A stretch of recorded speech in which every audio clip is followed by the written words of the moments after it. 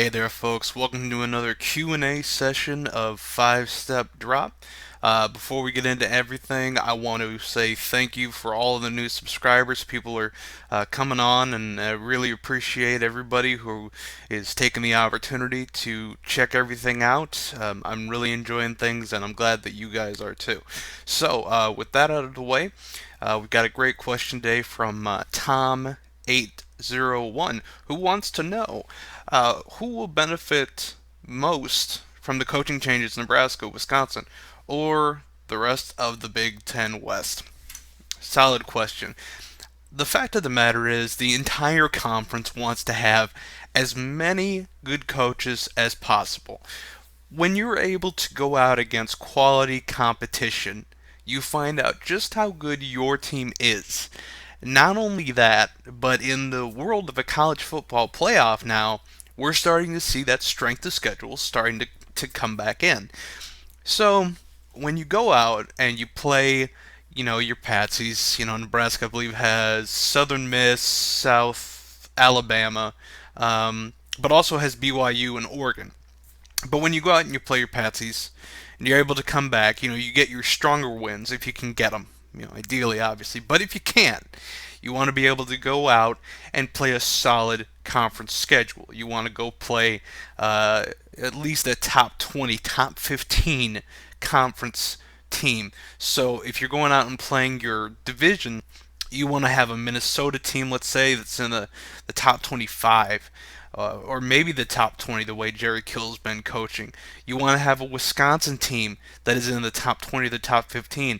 And I don't know if they're necessarily going to be there in 2015 because just the way things are going, the program does not seem stable at all. They've lost a decent amount of talent, and I'm sure they'll be able to field a quality team. I mean, Wisconsin just kind of does that, but I'm not sure they'll be able to contend for the West. That being said, I know they always give Nebraska a fight, obviously, and Nebraska needs to get a few shots in. So hopefully they can do that with Coach Riley. But overall, you need to have that resume for college football, for the playoff, that is. So ideally, you want to have balance too in the two divisions. Right now in the East, you've got Ohio State, obviously, Michigan State doing well. So in the West, you want to have Nebraska, obviously, which looks to be, it's early still. I'm not gonna lie, but at the same time, looks to be the gears are grand with the skeleton crew.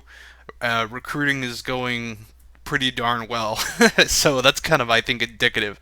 But also, you want to have a team with some background like Wisconsin, and now I couldn't be happier for Coach Kill and Minnesota coming up. That's great because you want to have a team too like Michigan. You want to have at least three.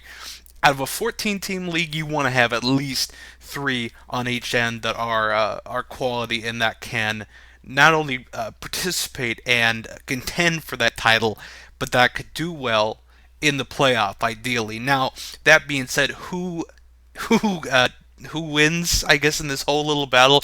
I think it's Nebraska, and I'm not just saying that because of everything in the back and because this thing here. The fact of the matter is, I think Nebraska got a great hire in Mike Riley. He's obviously going out and doing this calculated.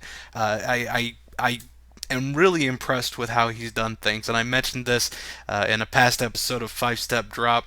The hire initially kind of had me shaking my head, but I can't help but be more impressed by the day.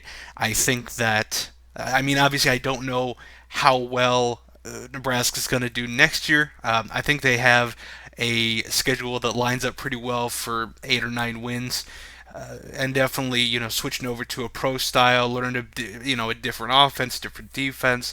I think we'll see good things. We'll see some really good things, and probably some really bad things. I just kind of the way it goes in a transition year. But at the same time, I think we will see contention for the West. I think Nebraska has every reason to. I think Nebraska fans too have every reason to believe that Nebraska will contend for the West. Quite possibly be in the Big Ten championship, maybe even contend for the playoff. Who knows? I mean, if things go well, if Nebraska can take on BYU and Oregon, Oregon's losing some fantastic talent, including a Heisman Trophy winner.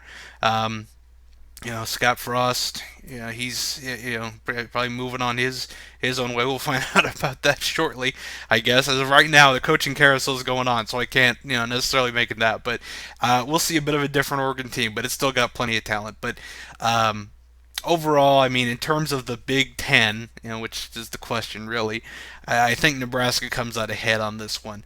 The Big Ten West needs some help in terms of what Wisconsin's got going on.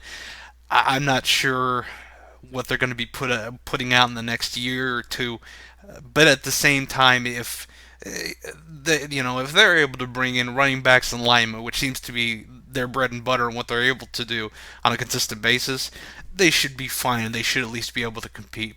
But Nebraska, I believe, definitely won the day on this one. So thanks for the question, Tom. And folks, if you'd like to leave any of your comments, if you'd like to chat about what Tom asked about or my response back, please do so in the comments below.